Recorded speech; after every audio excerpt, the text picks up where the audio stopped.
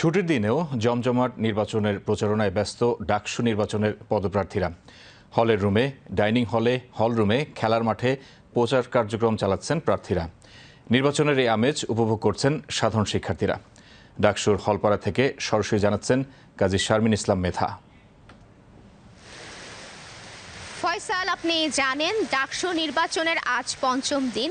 আপনি দেখতে পাচ্ছেন এখানে প্রচণ্ড বৃষ্টি হচ্ছে, কিন্তু এই বৃষ্টির মধ্যেও পদপ্রার্থীরা তাদের প্রচারণার কাজ থেমে রাখেনি।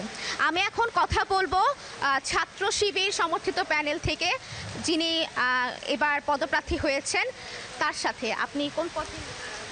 আমি আরমান হোসেন, ঐক্যবদ্ধ শিক্ষার্থী জোট থেকে ক্রীড়া সম্পাদক পদে নির্বাচন করছি। আমার ব্যালট নম্বর 1, ক্রীড়া সম্পাদক পদে। এবং আমি যেটা করব, আমার ইশতেহারের গুরুত্বপূর্ণ অংশ হচ্ছে, আমি প্রথম ইশতেহার দিয়েছি যে নারীদের জন্য খেলাধুলার নিরাপদ পরিবেশ তৈরি করব। এটা কিভাবে?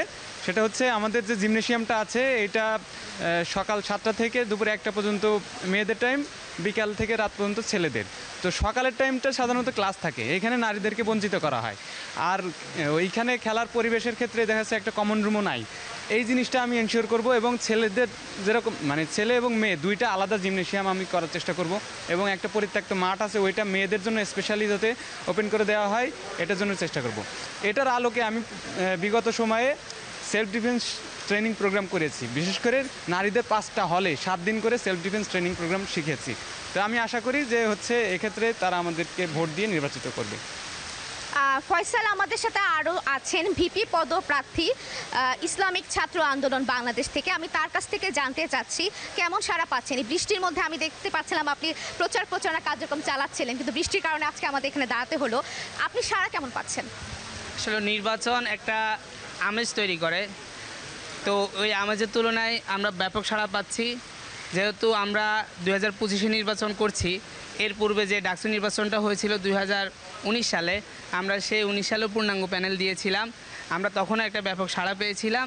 তো আমরা যেহেতু আমাদের পূর্ব অভিজ্ঞতা আছে, সেই হিসেবে আমাদের প্রার্থীরাও ওরা অনেক পরিশ্রম করতেছে, সবার কাছে যাচ্ছে। সব মিলে আমরা আলহামদুলিল্লাহ ব্যাপক সাড়া পাচ্ছি।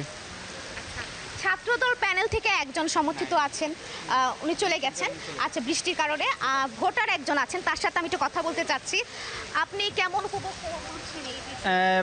আসলে 2028 বছর পরে যখন 2019-এ ভোট হয়, কিন্তু সেই সময় আসলে সকল দল অংশগ্রহণ করতে পারে নাই। এখন আমরা দেখতে পাচ্ছি যে 2025-এ এসে একটা সুন্দর সমন্বিত এবং সকল শিক্ষার্থীর অংশগ্রহণে এবং সব দলের অংশগ্রহণে একটি ভোট হতে যাচ্ছে। এবং আমরা যারা সাধারণ শিক্ষার্থী, আমরা দেখতে পাচ্ছি যে এখানে আমরা এখন অলরেডি শিক্ষার্থীরা তারা ব্যালট নাম্বার এবং নাম, ভোটারদের প্রার্থীদের নাম রেডি করে ফেলছে, কাকে কি ভোট দিবে। কারণ এখানে প্রায় আমাদের 5 শতাধিক নাম পড়তে হবে 41টা ভোট দিতে যেয়ে।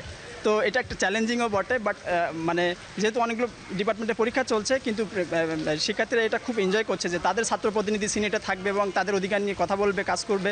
এটা একটা খুবই চার্মিং ব্যাপার আসলে আমাদের জন্য। এখানে ভিপি পদপ্রার্থী যিনি আছেন, তার কাছে আমার একটা প্রশ্ন থাকবে। আমি সাধারণ ভোটার যারা, তাদের সাথে কথা বলেছি, সেনা মোতায়েন বিষয়ে তারা বলেছে এটা হলে ভালো, নিরাপত্তার দিক থেকে তারা এটা সমর্থন করে। আপনি এই বিষয়ে কিছু বলবেন? কারণ অনেক ভিপি পদপ্রার্থী রয়েছে যারা বলেছে সেনা মোতায়েন প্রয়োজন নেই।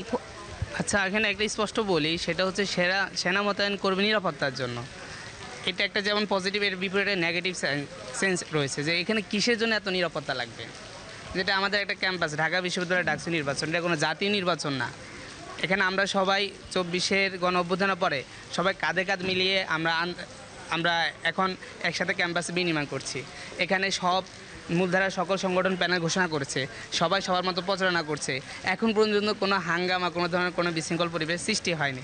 সুতরাং আমরা মনে করি না যে এই একটা নির্বাচনের জন্য এখানে সেনাবাহিনী মোতায়েন করতে হবে। এখানে আমাদের প্রতি একটা নেগেটিভ সেন্স তৈরি হচ্ছে যে হয়তো এখানে বড় ধরনের কোনো দুর্ঘটনা, বড় ধরনের কোনো বিশৃঙ্খলা ঘটতে পারে, এই জন্য সেনাবাহিনী দিতে হবে।